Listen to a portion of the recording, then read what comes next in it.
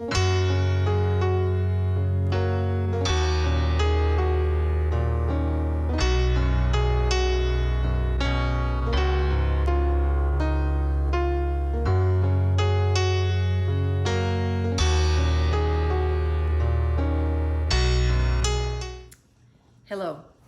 Evelyn McKnight, One Arm University. Children have natural curiosity, and often a child will ask me, what happened to your arm? Well, the first time this happened, I kind of stumbled for words. So I asked my friend, Twyla, whose child lost an arm to sarcoma also.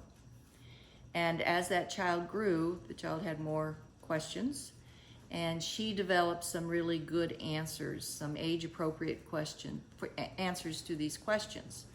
So today I have with me my two grandchildren, and they're going to ask me some questions, and we're going to have a discussion about these sorts of hard questions centering around what happened to your arm. What happened to your arm?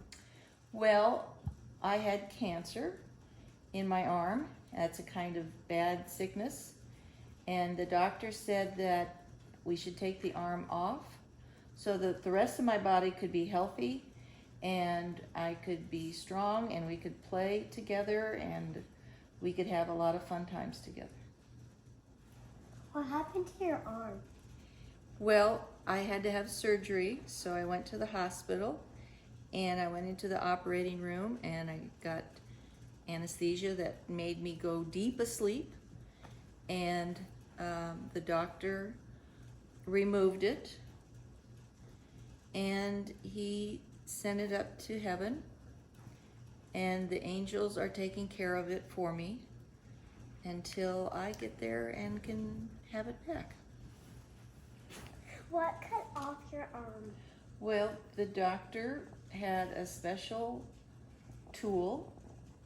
It was very sharp and he removed it, and then another doctor came and sewed it up so that I've got really good skin and there's not a hole or there's not a defect, and it feels okay.